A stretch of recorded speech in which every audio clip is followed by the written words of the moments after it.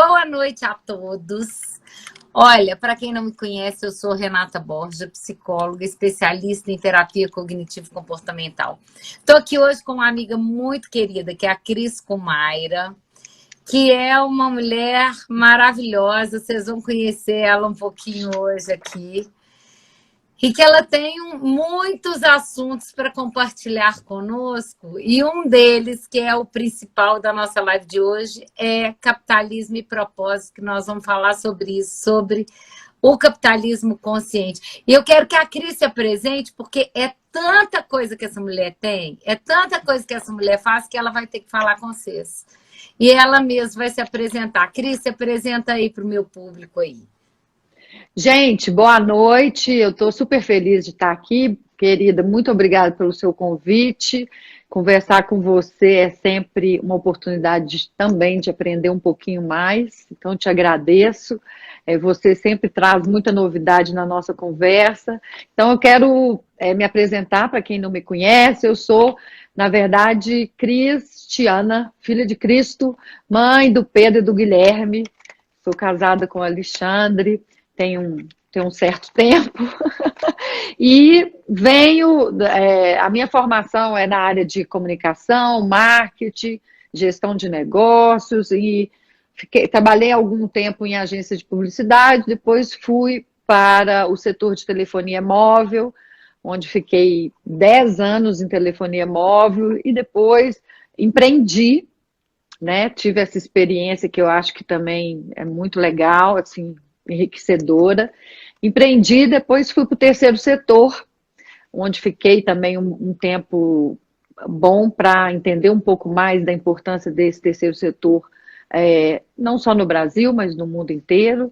E hoje eu atuo como mentora de mulheres empreendedoras, e hoje também sou candidata, né, a partir de domingo. De ontem. De ontem. Sou candidata a vereadora aqui em Belo Horizonte, pelo Partido Novo.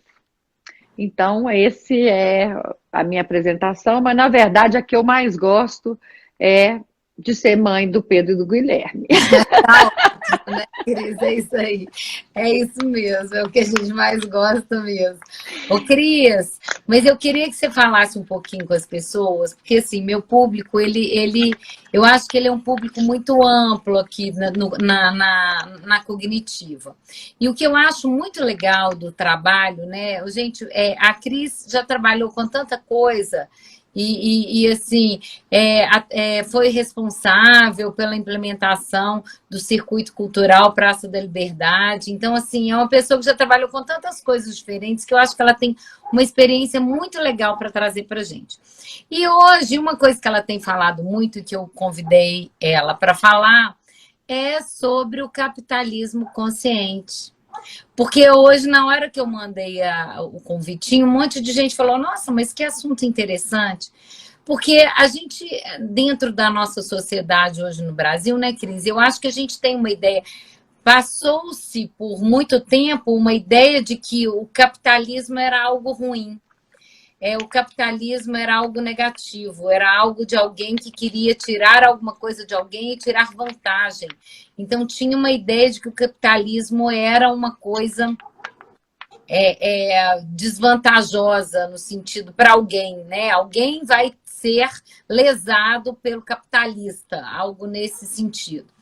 E eu acho que a ideia do capitalismo consciente é maravilhosa e ela lida direto com a minha pesquisa do mestrado, que eu já falei isso com você, que a gente fala, quando eu fui estudar o sucesso, eu fui falar de uma reeducação para valores e como que nós precisamos na nossa sociedade hoje de uma reeducação para valores.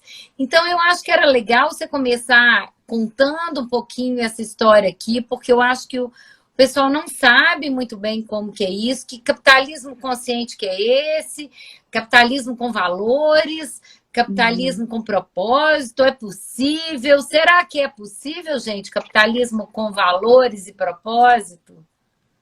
Olha, antes da gente entrar especificamente no capitalismo consciente, eu acho que vale a pena a gente lembrar um pouquinho da história, né?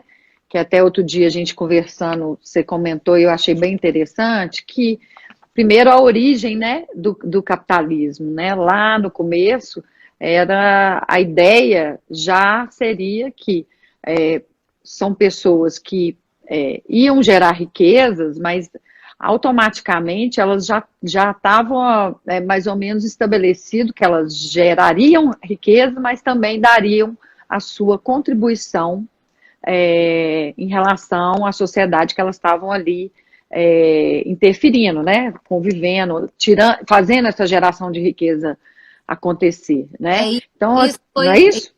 eu vou só te interromper rapidinho, porque eu acho que isso é uma coisa É interessante, interessante. porque lá nos primórdios do capitalismo, ele estava ligado ao protestantismo, mas ele estava ligado a uma ideia de que o capitalista ele era um escolhido, e um escolhido por Deus, tipo um enviado por Deus, que ele ia produzir riqueza, produzir empregos e tudo mais, e ele não ia, vamos dizer, de uma certa forma, não era para o bel prazer. Era algo no sentido quase que missionário, numa ideia mais missionária, numa ideia mais de valores, voltadas para valores. O que eu acho que é muito interessante, se a gente for perceber que isso foi fundamentado dentro de uma base que vem com ela valores. E que tem mais ou menos a mesma ideia do sucesso em si, quando a gente fala do sucesso dos atletas lá na Grécia Antiga, eles eram escolhidos por Deus também para fazer aquele tipo de trabalho. Então, assim, é muito interessante porque o atleta e o capitalista, com a ideia do sucesso ali, de alguma forma, de vencer, de ganhar, de conseguir, era sempre uma ideia positiva e algo com relação, como se essa pessoa ela fosse uma pessoa ungida. E era interessante que lá nos primórdios, por exemplo, se você herdou, não era valorizado, que é aquela ideia do self-made man. O que era valorizado era o seu esforço, a sua capacidade de gerar riqueza, de produzir por você mesmo e conseguir isso tudo. Isso era que tinha valor. Então, é muito interessante, porque você herdar não tinha esse mesmo valor do que você produzir, né? Termina aí, mas aí vamos lá, que eu acho Mas aí aconteceu vamos dizer assim, uma degradação do capitalismo numa determinada momento, né? Sei lá, 70, 80, 90, eu acho que foi o pior 80, momento, 90 por aí, isso. né? E onde aquela história do lucro, lucro, lucro a qualquer preço, muitos distribuição de resultado para os acionistas, um cenário um pouco eu diria, de uma certa insensibilidade para algumas questões, né? Assim, e a minha visão é essa, apesar da importância da atividade da geração de riqueza e de emprego, mas assim, a gente teve um momento aí na história onde isso esticou a corda, né? Degradou muito essa relação de trabalho e realmente na radicalização e também com uma certa insensibilidade por parte dos líderes, né? Então, assim, por que eu estou falando isso? Que isso tem a ver com esse movimento, na verdade, esse é um movimento que já começou nos Estados Unidos, já tem alguns anos, mas é relativamente recente, é coisa de poucos, em 2, 3 anos, mas chegou no Brasil o ano passado, e ele é basicamente o seguinte, é como se fosse uma retomada, né? Por isso que a gente deu essa contextualizada, né? Ele prega que é possível você ter respeito, pessoas e lucro. Você não precisa abrir mão de um para ter outro, né? Porque durante um tempo, quando você, por exemplo, dentro de uma grande empresa, e aí quem é psicólogo, trabalha em RH, né, em grandes empresas, sabe bem o que eu estou falando. Era muito difícil implementar políticas internas em empresas que fosse de fato uma valorização do funcionário e sem que isso parecesse que bobagem ou não, vamos deixar para depois, né? Então isso tudo durante muito tempo era como se você perdesse tempo, não fosse tão importante. E o capitalismo consciente, ele recupera um pouco isso, não só as pessoas, ele é baseado simplesmente em cuidar, amar e ter lucro. É possível ter isso tudo, né? E aí, quando a gente pensa em cuidar, não é só dos funcionários. Ele é baseado em 4 pilares.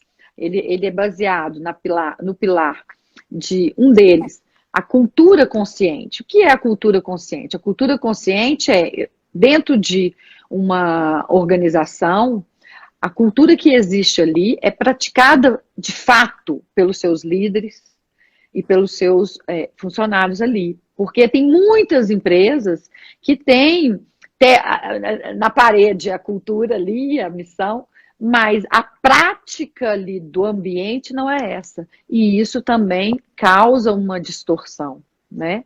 O outro ponto é uma operação consciente em relação aos seus parceiros, né? Aos seus fornecedores, aos seus concorrentes, ao mercado. Não significa, vou ser bonzinho, não é isso. Até onde é necessário que eu, como organização, tenha que ter uma negociação com o meu fornecedor, onde eu sei que eu estou levando uma vantagem absurda e estou deixando aquele fornecedor, aquele parceiro, numa condição extremamente ruim de sobrevivência do negócio dele. Né? Então, isso é um outro aspecto, né? Então, o capitalismo consciente, ele parte do pressuposto que o importante são as pessoas, a governança e a gestão. Então, não adianta a liderança também ter um discurso e, na prática, agir diferente. Tem a importância dos líderes conscientes. O que são os líderes conscientes? São líderes que praticam, de fato, o que dizem. Coerência, né? Nós estamos falando de coerência, eu sou coerente, eu falo uma coisa, aquilo que eu falo, eu faço, não só falo, eu pratico aquilo.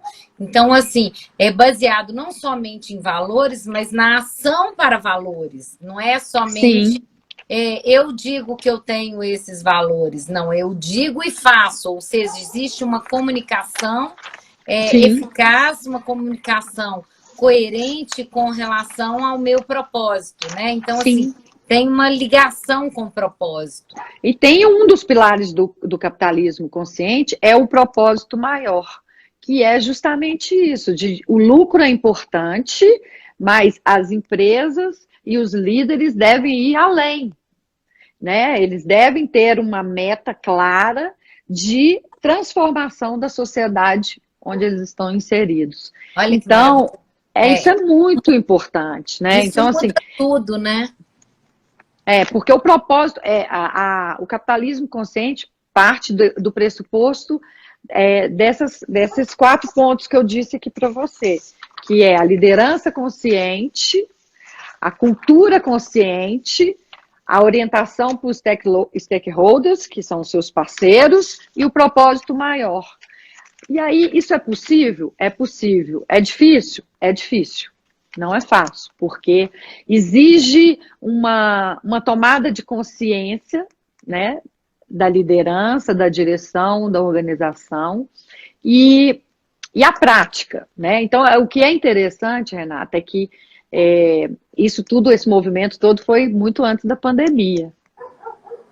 E eu conheci tem livros, tá, gente? Eu recomendo todo mundo entrar no Capitalismo Consciente, no Instagram, tem vários livros. Aqui em Belo Horizonte, Minas Gerais, a líder desse assunto é a Francine Povo, uma grande amiga, que está estruturando esse capítulo aqui de Minas Gerais, com pessoas muito engajadas, inclusive já alguns empresários, na tentativa de realmente divulgar isso mais. Nós já temos algumas empresas no país que já aderiram, né? Então, assim, qual que é o maior desafio, Renata? É realmente a coerência, a prática. E depois desse momento que a gente está vivendo, tão delicado, tão difícil para todo mundo, né? A gente sabe que em situações diferentes, mas todos fomos impactados de alguma maneira, né? E as empresas, então, nem se falam, né? Os negócios, a forma de fazer negócio. Isso já vinha acontecendo, e eu conheci tem mais ou menos um ano e meio, e eu fiquei muito encantada, assim, sabe quando assim, eu falei, gente, eu sempre pensei isso, mas assim, isso não estava escrito em lugar nenhum, e agora já tem aonde a gente estudar, e já tem aonde a gente começar esse movimento, e depois da pandemia, ficou mais claro do que nunca a necessidade da coerência na vida de todo mundo, né? E inclusive das empresas que geram empregos, geram renda e impacto à sociedade. E isso, Cris, sabe o que eu acho interessante aqui? Porque o que eu penso sobre isso, que tem muita relação com a psicologia, e eu acho que é bárbaro, porque quando eu fui estudar o sucesso, o bem-sucedido, né, de uma forma mais generalizada, o que a gente foi ver e que a gente foi perguntar para as pessoas o que seria ser o bem-sucedido, as pessoas falaram que para elas o que dava, o que fazia em termos de prioridade para que elas se sentissem bem-sucedidas era família, realização pessoal, sentido. Então, assim, se dinheiro, poder e status ficaram nos últimos lugares, eram 9 elementos, dinheiro foi o 7º, status foi o 8º e poder foi o 9º. Ou seja, as pessoas não estão querendo isso, o que as pessoas querem é outro tipo de coisa, e as pessoas querem conexão. Então, eu acho que a gente precisa ter uma mudança de crenças sociais mesmo, e entender, gente, é possível fazer certo, e é possível fazer e fazer certo sem precisar passar por cima de ninguém. Porque a ideia que tem anteriormente é aquela ideia né, da lei de Gerson. Se eu for mais esperto, eu saio na frente, eu saio ganhando. Quem que vai ser o mais esperto dessa história? E eu acho que isso muda toda uma configuração. Então, a nossa sociedade, ela está pedindo por um novo modelo de sociedade que funcione embasado em valores. E os valores, eles são essenciais, né? Esse final de semana, eu estava dando aula, eu estava falando, os meus alunos, eles estavam perguntando, e as necessidades básicas do ser humano, elas não são essenciais? Eu falei, são, mas se as necessidades básicas do ser humano, elas forem alcançadas sem se basear em valores, a pessoa, ela não aguenta, ela não suporta.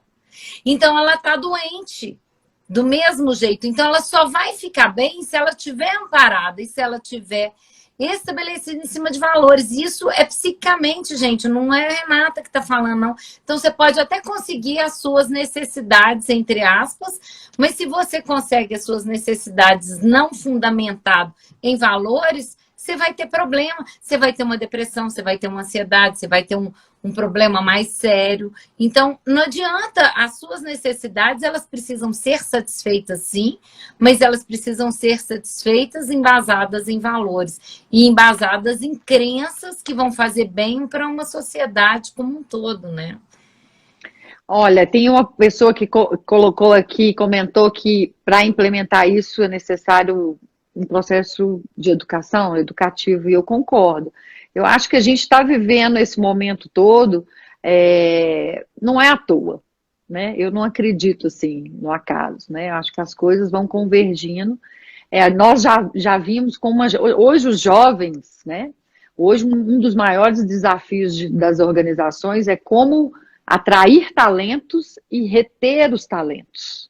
Né? Porque hoje não os jovens, né, assim, os mais jovens, não estão interessados em entrar numa grande empresa e ficar ali a vida toda, né? Eles não estão interessados a dedicar X horas do dia de uma maneira intensa se aquela organização, se aquela empresa não fizer sentido para ele, para o que ele imagina, para o que ele quer de mundo, pelo que ele acredita. Então, essa geração mais jovem, né, ela já vem com essa necessidade de mais propósito em relação ao trabalho. E aí isso esbarra diretamente na cultura organizacional de algumas empresas, né? Então, assim, e aí você realmente tem que rever os processos. Então, isso é um ponto que eu queria falar. E outro que você levantou a bola aí da sua tese, e eu amo a sua tese, eu acho que a sua tese é uma das coisas mais legais assim, que eu já vi,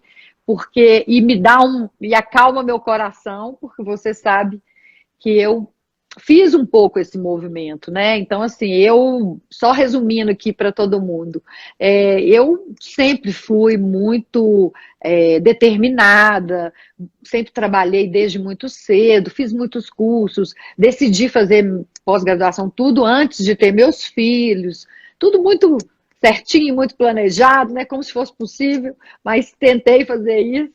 E eu tinha uma meta profissional, assim, bom, quando eu tiver com X anos, eu quero estar dessa maneira. Beleza, e fui em frente. E aí Como eu não estou se fosse falando assim, né, Cris? como se fosse, né? É. Aí fiz uns caminhos assim e tal, mas o que aconteceu? Muito antes da idade que eu tinha imaginado, né, me programado, como se isso fosse possível, não é possível, tá, gente? Já deixo claro isso. Eu já não penso mais assim há muito tempo. Eu cheguei, né, a uma posição numa multinacional muito jovem, né? Eu me tornei diretora de uma operação de uma empresa multinacional muito jovem, com 2 filhos muito pequenos, e eu me vi de cara com essa questão do sucesso, né? Com essa questão do propósito. Eu tinha uma vida maluca, assim, e eu acho até que quem mora aqui em BH e é executivo é muito diferente do que quem mora em São Paulo, né? Então, assim, a vida era maluca, mas dentro do modelo aqui de BH, né? Eu ainda conseguia almoçar em casa, uns privilégios que nós ainda, dependendo do lugar que você trabalhar e morar, ainda dá para fazer, né? E aí, o que aconteceu, gente? Eu me vi, assim, teoricamente com sucesso, que eu talvez um dia pudesse ter imaginado, e uma sensação muito clara de, assim, meu Deus, mas é isso? É para isso? Será que eu corri tanto? Será que é isso? E isso foi um conflito muito grande na época, né? Muito, muito grande. E, ao mesmo tempo, o meu desempenho era bom. E era tão bom que aí chegou o grande dia, né? Um grande desafio, que foi quando eles me convidaram para ir embora de BH e ir para São Paulo ou Brasília, né? Ainda me deram essa opção. E aí foi a hora da verdade, sabe? E aí eu entendo completamente essa questão aí pesquisada por você. Eu olhei para os lados, olhei para dentro de mim, olhei para o que eu acredito e falei assim, gente, não é nada disso. Eu não vou embora de Belo Horizonte, eu vou pedir para sair, que eu preciso rever meus valores, assim, porque isso aqui não me alimenta mais. Então foi uma decisão difícil, foi uma decisão muito baseada nos meus valores, né? Na época, o meu marido falou, olha, se for muito importante para você fazer esse movimento profissional, vá para São Paulo e eu fico aqui segurando a peteca aqui com as crianças e você vem no final de semana. Eu falei, você tá louco, não vou fazer isso. Então, assim, eu acho que é importante, foi uma hora da verdade, não foi fácil, mas eu disse não. E resolvi ficar aqui muito em função do que eu acreditava, né? E assim, e que é sucesso? Para mim está muito claro que o meu sucesso, o meu conceito de sucesso, passa muito mais por essa conexão direta com os meus valores, né? Então, assim, e realmente foi uma experiência muito boa. E a opção, eu não me arrependi nem um dia da minha vida depois disso. Não é fácil, porque tudo conspira para que você faça esse movimento, né? E é isso eu acho assim muito importante a gente colocar, né? Eu acho que nunca é tarde para a gente falar que a nossa sociedade hoje ela está construída para você ir no automatismo dela. Então, você, assim, você tem que procurar esse sucesso que eu estou ditando para você, que é o sucesso que você tem que ter. E a sociedade está dizendo isso, e os jovens estão interpretando isso, entendendo isso também, de alguma forma, meio que inconscientemente, né? Eles se veem, na hora que eles veem, eles estão no meio lá, atribulados, conseguiram aquilo ali, mas de repente não estão muito felizes, porque não estão em contato com o que é o sucesso para eles. Então, foi o que eu vi, né? Quando eu fui fazer minha pesquisa, eu falei, bem, a noção de sucesso que a nossa sociedade prega é a noção de sucesso completamente diferente do que o sucesso que as pessoas querem. Então, não combina. E as pessoas vão ficar loucas, porque se elas não fizerem essa conexão, isso enlouquece. Rogerinho até colocou uma coisa que eu achei sensacional aqui, que é exatamente isso. Muito ruim é essa divisão entre os valores do capital e trabalho, como se você tivesse que dividir isso. Então, quando a razão nos mostra que um não sobrevive sem o outro, então melhorar a relação entre esse binômio pode fazer toda a diferença. Perfeito, porque é isso mesmo. Sim. Quer dizer, eu não preciso trabalhar e passar por cima dos meus conceitos éticos, morais, e eu não preciso abrir mão disso em nome de dinheiro. Eu não preciso abrir mão disso em nome de dinheiro. Eu posso trabalhar, receber adequadamente e fazer isso de forma correta, adequada. Né? Então, assim, isso é prático, isso é básico, não tem jeito. Né? Se eu deixo de dar um recibo para um paciente meu, eu estou, de alguma forma, omitindo um imposto que está sendo, que ele é necessário. Então, assim, eu não deixo de dar nota fiscal, eu dou a nota fiscal para todo mundo. Então, não tem conversa, deu desconto, não sei o que lá, não interessa a situação de cada um. Tem que dar nota fiscal. Então, assim, isso eu acho que é básico na nossa sociedade, e as pessoas já estão acostumadas. Não, o que eu posso fazer para não ter que dar nota fiscal? Eles já pensam diferentes. O que eu posso fazer para não ter que fazer isso? Meio que vamos burlar a coisa para poder ver se eu ganho mais. Mas eu acho que a gente não pode trabalhar dessa forma, né? Não tem jeito. Você sabe que uma das coisas que no capitalismo consciente é muito falada, que a gente precisa acabar com a tirania do trimestre. O que é isso, Renata? Talvez o seu universo não foi sei. Esse de empresa. Eu vou te contar o que é isso, né? A tirania do trimestre é o seguinte, quando você tem alguma posição de liderança, de gestão numa empresa, você é cobrado pelos resultados financeiros a cada trimestre. No caso da minha experiência no segmento de telefonia, essa reunião minha não era trimestral, era mensal. E o que isso significa? Que você, assim, não importa se choveu, se alagou, se a luz apagou, se aconteceu... Na verdade, você tem que mostrar o seu resultado e o porquê. E isso gera uma ansiedade nos executivos absurda. Então, essa tirania do trimestre é essa coisa do resultado. E aí, a que preço esse resultado é construído? Então, o capitalismo consciente, ele traz questionamentos, né, que, inclusive, fala o seguinte, em tempos ruins, os resultados não virão em sua direção, mas as pessoas sim. Olha que interessante. Então, e aí não é papo paz e amor, não. Se você construir uma cultura de consciência na sua empresa, no seu negócio, na hora do desafio, você vai contar com quem? Com o seu melhor cliente, com o seu melhor funcionário, melhor que eu digo, mais engajado, né? De acordo com a cultura e tal. Então, e olha que interessante, o que aconteceu na pandemia? Exatamente isso. Foi mesmo. Porque muita gente se manteve em cima dessas relações construídas. Exatamente.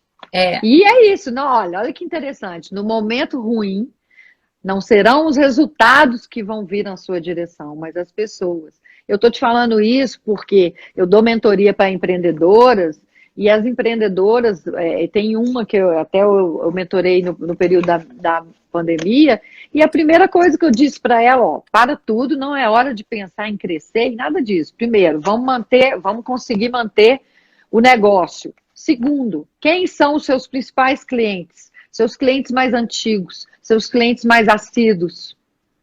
Quem é o seu funcionário que você sabe que pode contar com ele em qualquer situação? Então é isso. O que salvou, quem conseguiu se salvar nesse momento, foi baseado nas pessoas. E isso é maravilhoso, né? Porque aí a gente está falando de conexão. E a gente está falando de relações. E aí o que é que gera, na realidade, o que faz com que a gente viva mais e melhor, né? Não sei se você sabe, tem uma pesquisa longitudinal de Harvard que dura, sei lá, tem quase 100 anos que essa pesquisa está em processo. E eles viram que o que faz as pessoas terem bem-estar são as relações. E não tem relação com o dinheiro, porque eles pesquisaram pessoas do subúrbio e pesquisaram também os alunos de Harvard, graduados em Harvard. E eles pesquisaram pessoas tanto de um poder aquisitivo muito baixo, com outras com poder aquisitivo muito elevado, e fizeram essa paridade, né? Tentaram fazer essa comparação entre esses dois grupos e chegaram à conclusão que a vida boa, aqueles que viviam mais, melhor, com melhor qualidade, eram aqueles que tinham boas relações. Então, vamos falar uma coisa. O que te sustenta são boas relações. E o que te sustenta? E para você ter boas relações, você tem que ter propósito, você tem que ter engajamento, você tem que ter um cuidado para com o outro, o respeito, você tem que ter os valores ali amparados, você tem que ter ética, você tem que ter moral, você tem que ter honestidade, porque senão você não constrói. Você não constrói, você constrói inimigos, mas amigos não. Então, as relações, elas são pautadas em cima de valores, não tem jeito, é o ponto. Então, isso que você falou, assim, achei maravilhoso, porque isso muda uma concepção de mundo, e se a gente pensar no mundo agora de uma forma diferenciada e levar essa ideia para as empresas e para as grandes empresas, eu acho que pode fazer uma diferença danada. E eu acho que aquelas que não aderirem a esse movimento, daqui a pouco vão ficar para trás. E aquelas que aderirem, elas vão crescer mais. A minha visão é essa. Porque quem está focado em resultado consegue por um certo tempo. A Carol Dweck mesmo, ela fala isso, assim, né? Que quem tem um mindset fixo, ele fica ali conseguindo um certo resultado, mas de uma forma um pouco mais rígida, fixa, mas que aquele que está voltado para o crescimento, para o aprendizado, para o desenvolvimento, eu quero aprender mais, ele não está tão focado em resultado, está focado em aprender, em melhorar, em desenvolver, aquele sim vai atingir o resultado que aquele outro está querendo. Então, o que está querendo resultado não vai atingir, e aquele outro que está pautado em valores vai atingir o resultado que o outro queria. Então, é muito legal isso, né? É fundamental a gente... Eu sou uma pessoa que sempre acreditei exatamente nisso que você está falando. A minha formação é relações públicas. O que é um relações públicas? É um profissional que entende vários públicos que convivem com as empresas, né? Fornecedores, funcionários, área pública, enfim. E como construir uma relação harmoniosa e com uma qualidade de comunicação entre os públicos. Então, o cerne do relações públicas é isso. Então, eu sou uma pessoa que sempre acreditei nas relações. E acho que, assim, hoje, olhando a minha experiência, eu vejo que o meu principal capital é o capital social. O que é o capital social? É exatamente essas relações que nós vamos construindo ao longo da vida, que não necessariamente são amigos íntimos, mas são relações saudáveis que foram construídas. Eu tenho pessoas, amigas, que já foram, em determinado momento da minha vida profissional, meus clientes, depois eu fui cliente, depois foram meu chefe, depois nós somos concorrentes e somos amigos. Então, eu acho que isso é de uma riqueza maravilhosa, num momento tão polêmico, tão extremado que a gente vive hoje, a gente precisa lembrar que isso existe, que é Verdade, possível construir verdade. as relações dessa maneira, né? Aqui, olha, tem gente aqui. O Aquino tá dizendo que a live nossa tá ótima hoje. A Lu tá colocando assim: capitalismo consciente, compartilhamento do sucesso, fornecedor, produtor, empresas, população, todos ganham. Bem-estar social pesa no resultado. Perfeito, Lu, é isso mesmo.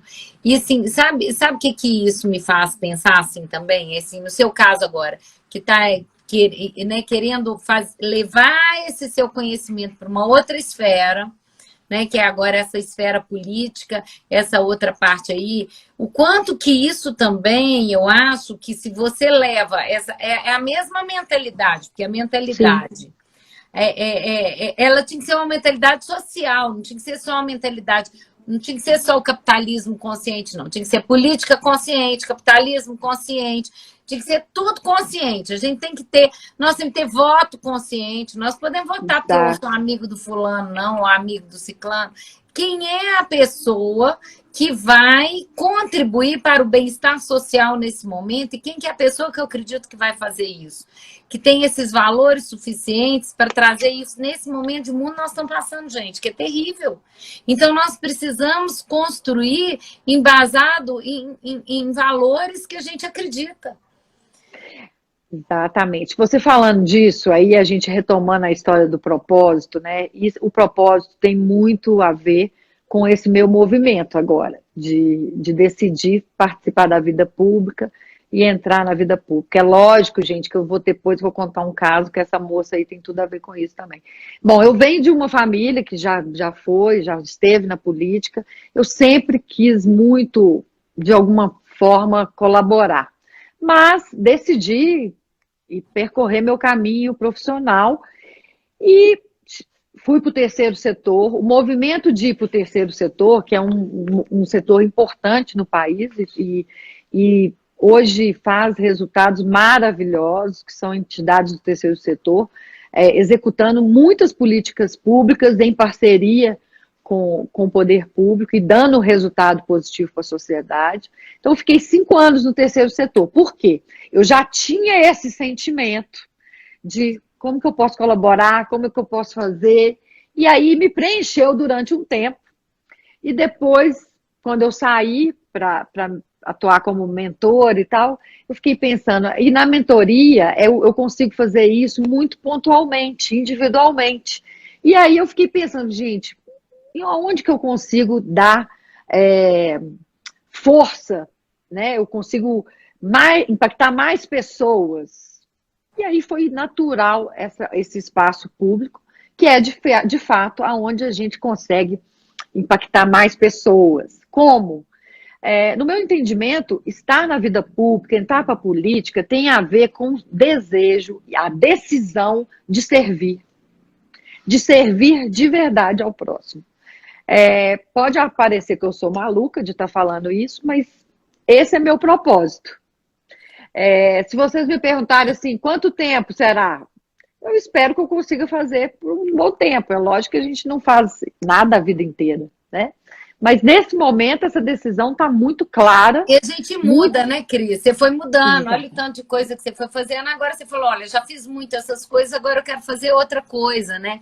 Então, eu acho que a gente muda também, e daqui a um tempo Graças a pode. Deus, né, que a gente Olha, vai já mudando. fiz muito isso, agora eu cansei, não quero isso mais também pode. Vamos fazer de outro Exatamente. jeito, né? Mas a Renata tem tudo a ver com essa história do meu propósito, que ela já tinha, ela como boa psicóloga, já tinha sacado que isso tinha a ver comigo e com o que eu queria da vida e com o que ia alimentar minha alma. E já tem um certo tempo que a Renata vem me incentivando, um incentivo intenso. Não, vai lá, vai lá, vai lá. Na verdade, depois eu acho que ela que tem que ir. Mas vai lá, vai lá, vai lá. Eu acho que a gente tem que ter na política pessoas desse perfil seu. E eu acho que cada vez isso é necessário. Nós precisamos ter na política pessoas que são vocacionadas e não pessoas que estão lá para se beneficiar de algo, né? Eu preciso ir por vocação e não é aquela história, o cara que não deu nada na vida, ele não deu nada na vida, eu vou tentar ser político porque eu conheço um monte de gente e talvez isso seja algo que vai dar para mim. Não dá, gente, já foi, não dá mais para isso não, já era o tempo, já foi o tempo disso, passou. Eu escutava muito assim, quando eu era criança, assim, quando as pessoas falavam que alguém tinha muito amigo, falavam, fulano vai ser político, fulano tem muito amigo. Não, o político não é a pessoa que tem muito amigo, ele tem que ser vocacionado para a cidadania, para o bem público, para o quê? Para poder ajudar o outro de uma forma maior, né? Eu vejo o Rogerinho falando aqui, vivemos num país desigual, né? Em que em todos os termos, inclusive educacional, fato. Reduzir essas desigualdades é um enorme desafio. Eu acho que a educação é uma das coisas primordiais. Sim, fundamental. Fundamental. Inclusive, Renata, né? Uma das minhas propostas é realmente fazer uma fiscalização mais qualificada em relação aos recursos do orçamento da Prefeitura de Belo Horizonte para a parte de educação e saúde, né? E aí uma fiscalização com um olhar que não seja também só de apontar o erro por apontar, porque isso não me mobiliza. Não funciona mais. Se não for para contribuir, né? E aí tem que brigar para ter espaço para contribuir, né? Porque uma coisa é você ter o recurso, ter a meta, né? E como que isso é realizado? De que forma? Como que estão os resultados? Como é que está essa execução orçamentária ao longo do ano? Porque você sabe que um dos desafios é esse, né? Às vezes tem um recurso, mas o poder público consegue executar no meio do ano 20% do recurso. E aí, como que vai ser o resultado esperado para aquele ano? Se você não executa o orçamento num ritmo necessário para dar segurança para chegar em determinados resultados. Então, uma das minhas bandeiras é ter essa fiscalização qualificada, que eu estou chamando de qualificada, que é no sentido de não ser só de apontar erro. Na verdade, nós temos que recuperar esse papel do vereador de fiscalização, né? Durante muitos anos, o legislativo sempre foi visto como um lugar de fazer lei, e aí é o seguinte, o cara é bom se ele fez muita lei, se ele não fez projeto de lei nenhum, ele é mal representante. Por engavetado o ano passado, gente, tinha lei, Cris, eu fico horrorizada. 10 mil. Não, tinha 10 mil em BH.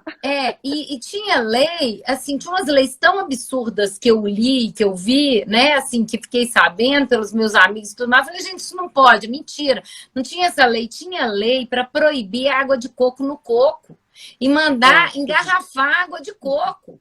Então, assim, era uma coisa absurda o negócio. Então, não dá, tem que ser diferente, tem que fazer algo que vai realmente gerar contribuição para a população, e não uma coisa, gastar o tempo, porque cada votação dessas, eu outro dia fiquei sabendo, já esqueci quanto que custa, você sabe quanto que custa? Não sei quantos R$1.000. Custa muito caro. Dessa. Aí você vai votar. É porque eles questionam. Eles questionam esse valor, coco, sabe? E pôr nossa coisa de plástico, a água do coco, você vai gastar não sei quantos R$1.000. Gente, primeiro que é uma lei burra. E segundo, porque você vai gastar um dinheirão com um negócio desse, não faz o menor sentido.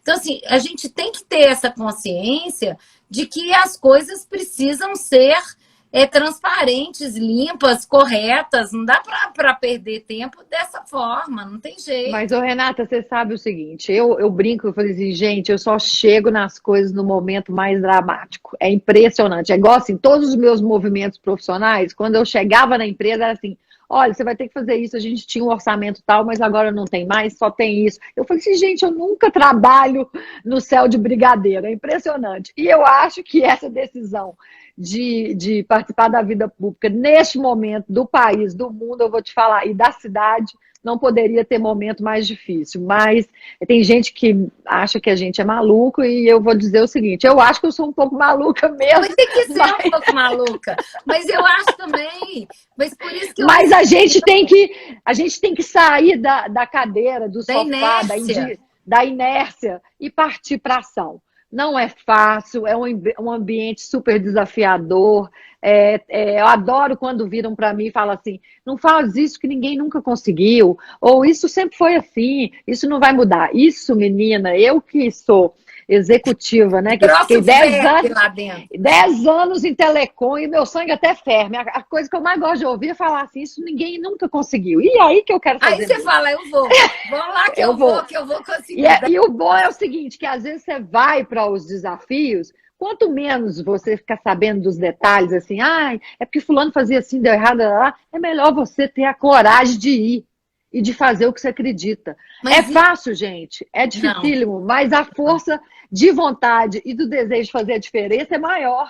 Então, um dos meus propósitos, da minha natureza, é o diálogo, é a escuta. E eu acho que a gente está faltando isso não só em Belo Horizonte, nós estamos faltando isso no mundo, neste momento. Belo Horizonte está num momento difícil, porque assim, Belo Horizonte teve uma condução aí meio complexa nessa pandemia, sem muita escuta, sem muito diálogo. E o diálogo não quer dizer que você vai ficar ali apegado à sua crença, ao que você defende. É ouvir, entender por que aquela pessoa tem aquela opinião e o que é possível construir a partir desses entendimentos que possam ser diversos, mas que são possíveis de construir alguma coisa em comum, né? Porque senão fica fla-flu o resto da vida, e esse fla-flu não vai levar a gente a canto nenhum. Eu não acredito nisso. E eu também não. E eu acho, assim, voltando no nosso assunto da nossa live aqui, eu acho que o capitalismo consciente promove isso tudo. Na hora que a gente volta para falar disso, a gente fala, olha, o que nós precisamos fazer, que é exatamente isso, é o diálogo dentro da empresa, é o diálogo com o fornecedor, é o diálogo com os outros, criando conexão entre as pessoas e retomando a nossa essência, gente. Porque o que eu acho é que nós estamos adoecidos hoje, na minha visão. O mundo hoje está muito adoecido. E o mundo hoje está muito adoecido, porque o mundo hoje ele foi numa linha de sucesso desenfreado, mas um sucesso a qualquer preço, a qualquer custo, de qualquer forma. E as pessoas não encontram lá significado, sentido, elas não encontram lá paz de espírito, elas não encontram lá verdade, elas não encontram lá amor, elas não encontram nesse lugar, elas não encontram nada disso. Então, elas vão chegar lá, vão atingir aquele status, aquele dinheiro, aquele poder, mas elas estão vazias. E estar vazio é muito ruim. Então, assim, eu acho que a gente precisa reconstruir a sociedade como um todo e trazer essas reflexões para a sociedade mesmo e falar, gente, olha, não é o mais fácil que é o melhor, não, que é o caso seu aí agora. Eu estou optando por uma coisa difícil, chata, que ninguém gosta, ninguém quer, todo mundo briga, porque todo mundo tem raiva de político, e eu estou entrando para um mundo onde todo mundo tem raiva. Olha só. E ninguém quer saber desse assunto. Ninguém quer saber desse assunto, ninguém quer mexer com isso. E eu estou entrando para um troço que ninguém quer mexer, porque eu quero fazer diferença, porque eu quero ajudar. Então, isso faz toda a diferença hoje no mundo que nós estamos vivendo, no planeta que nós estamos vivendo. A gente precisa das pessoas mais engajadas. Né? Eu, na minha luta aqui, né, dentro aqui do bairro, nessa minha liderança comunitária, não é fácil. Porque quantas vezes eu vi gente brigando comigo e eu nunca ganhei um tostão por nada, nunca fiz nada, pelo contrário. É assim, preciso de dinheiro, eu estou dando dinheiro. Preciso disso assim, eu estou dando dinheiro para cá de novo. É assim, precisa disso, eu estou pagando. Eu gasto, o que eu já gastei do meu bolso fazendo isso, para fazer o que eu faço, nunca levei um tostão, não ganhei, porque liderança comunitária você não ganha nada, né? Você só faz. Né? E quanta gente já me ligando, xingando e brigando, porque não foi do jeito que ela queria, o outro não foi do jeito que ele queria, e não sei o que lá. Ela falou, ai, gente, então se vocês querem fazer diferente, vem junto, vamos junto. Mas eu não estou fechada para contribuição, não, pelo contrário. Eu tô aberta para a gente trabalhar em conjunto, vamos trabalhar em conjunto, quanto mais em conjunto a gente trabalhar, melhor vai ser para todo mundo. Né? Então, isso aí é maravilhoso, isso que você falou, né? Você sabe que eu queria falar, antes da gente terminar, o seguinte. O capitalismo consciente só vai evoluir ele tem uma premissa que é mais ou menos isso aí que você falou. Você falou intuitivamente, eu vou te falar, que é a consciência individual. Se essa consciência individual, onde eu tenho um pouco mais de empatia, onde eu tenho um pouco mais de compaixão, ele também não adianta se uma organização, se uma empresa estiver toda voltada para o capitalismo consciente, mas se as pessoas que estiverem ali fazendo parte disso não tiverem uma consciência também individual. Então, passa pelo autoconhecimento, parece que a gente está chovendo no molhado, mas não é, é básico. Eu, como executiva, como líder, como gestora, sempre defendi, eu brincava com os meus liderados, que, gente, vamos investir um pouquinho menos em curso de pós-graduação, eu não tenho nada contra os cursos, tá, gente? Mas vamos buscar um pouquinho o autoconhecimento, né? Vamos fazer uma terapia e tal, porque isso faz diferença. E faz mesmo. E faz isso te torna um outro profissional, né? E eu tô falando terapia, mas cada um busca a sua conexão com a consciência do jeito que achar melhor, mas ela é fundamental, essa consciência individual. Olha, achei maravilhoso. O Rogerinho está aqui. Olha, você é a procura do seu sucesso, Cris. Busca da vocação e do seu eu. É isso aí. Exatamente. Né? Conectada. O seu sucesso é a vocação, é a questão da sua vocação. Eu acho que o nosso sucesso é aquilo que faz significado para nós, aquilo que faz sentido para nós. E o que faz significado e sentido é o que vai te fazer se sentir bem-sucedido, mesmo que isso, né, implique em algumas perdas. Exatamente. Mesmo que isso implique em algumas perdas, alguns sofrimentos, algumas noites sem sono, né? Essa semana mesmo eu passei umas noites sem sono por conta de uma coisa dessas, nesse sentido, né? De tentar fazer o bem e não me permitirem fazer o bem em alguns aspectos. Então, assim, isso é muito doloroso, você querer fazer alguma coisa e você ser impedida ou ser... né, calada e não poder fazer determinadas coisas. Então, mas não, isso não me faz deixar de lutar pelas coisas que eu acho certas, pelas coisas que eu acho corretas, lutar pelas coisas que eu entendo que são verdadeiras e que vão ajudar as pessoas, que trazem cura, que trazem tratamento, que trazem bem-estar, porque se nós estamos adoecidos, nós precisamos trazer bem-estar para as pessoas. E é isso que você falou. Ninguém dá conta mais de trabalhar numa empresa que não olha mais para o funcionário, que não sabe. Aquela mãe que deixa o filho de manhã cedo lá na escola e só busca no final da tarde porque trabalha o dia inteiro fora. É muito doloroso isso. Renata, você já pensou que a pandemia fez com que isso tudo fosse ressignificado? Então, hoje, as pessoas estão em casa trabalhando. Tem muitas empresas que estão decidindo que não vão voltar por um bom tempo fisicamente. Tem empresas vendendo prédios porque estão decidindo e estão vendo que a qualidade da entrega talvez possa ter, em algumas situações, até melhorado, justamente porque essa mãe está ali dentro de casa, esse pai... Entende? Está mudando tudo. Então, talvez elas possam repensar que talvez seja melhor o outro trabalhar um pouco menos horas, mas ele vai produzir mais trabalhando menos horas, do que aquela quantidade de horas que ele vai estar ali insatisfeito com uma produtividade baixa. Né? E ele vai ter que ficar não sei quantas horas no trânsito, não sei quantas horas indo para o trabalho, voltando do trabalho. Quer dizer, o quanto que esse profissional ele perde ali de qualidade de vida e tudo mais. Não dá mais, né? Então, assim, se a gente pode ressignificar e fazer isso de uma outra forma, com mais bem-estar para todo mundo, por que não? Exato. As mudanças estão aí, minha querida. Não tem jeito de não ver. É isso aí. Olha só, nosso papo está chegando ao fim. Eu queria que você finalizasse aqui, né? Assim, eu quero te agradecer muitíssimo, porque eu acho que foi muito rico. Eu acho que a gente precisa levar essa ideia. Eu te chamei hoje, né? Porque eu acho que a gente precisa levar essa ideia do capitalismo consciente para todo, eu acho que para a sociedade. Tem que ser, não é só para as empresas, é para a política, é para tudo, é para a sociedade.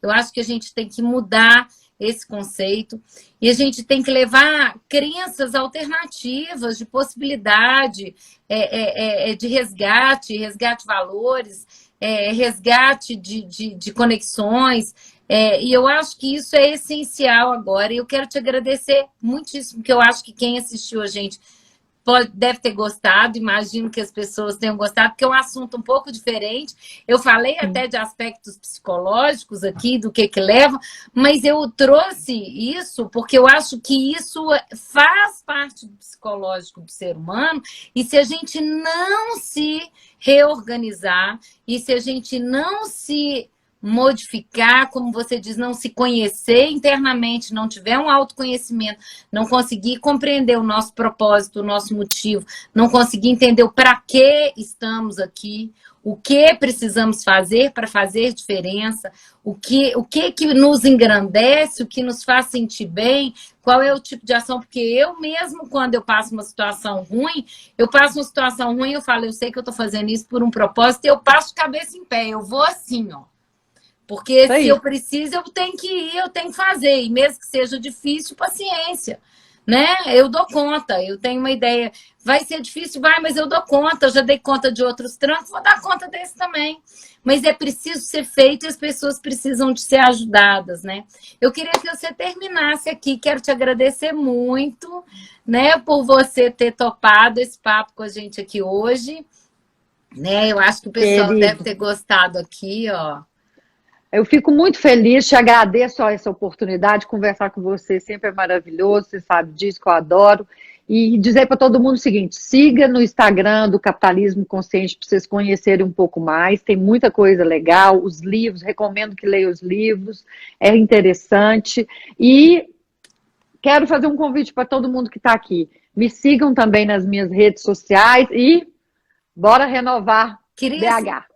Cris Kumaira aí, gente, põe ela lá Começa a seguir a Cris ali para vocês verem, os assuntos são muito interessantes, ela traz sempre muita coisa, eu sempre estou indo lá vendo as lives, estão ótimas, com assuntos super variados, vale a pena demais. Aqui, ó, tem aqui, vereadora, representante, fiscalizador dos cidadãos. Vivemos uma crise de valores humanos. Perfeito, Rogerinho, é isso mesmo. Renata, né? O Matheus está aqui participando.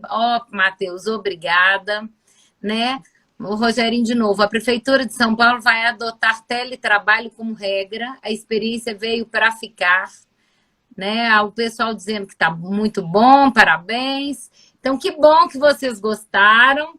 Sigam a Cris lá, né? E eu quero agradecer vocês todos por estarem aqui com a gente hoje. Agradecer a Cris mais uma vez por esse papo maravilhoso, porque eu acho que precisamos que vocês sejam divulgadores dessa ideia, gente. Agora que vocês já conhecem, vamos divulgar e vamos começar a recolocar, porque eu acho que nós somos estudar o assunto, né? Nós somos os construtores da sociedade, nós todos, cabe a nós informar as pessoas sobre as coisas que estão acontecendo no mundo. Vamos estudar e vamos ver se gostou, quem sabe, né? A Lu tá lá, mudança de consciência também veio para ficar. Lu, verdade. Com certeza. Verdade, nós estamos mudando mesmo. E temos que mudar. Eu acho que a coisa está cada dia melhor, né? Graças a Deus. Cris, obrigada mais uma vez, querida. Gente, muito obrigada, viu? Foi ótimo o papo. Renata, querida, ó, vamos junto. Bora renovar BH. Beijo, querida. Tudo de bom. Um beijo, Bora gente. lá. Tchau.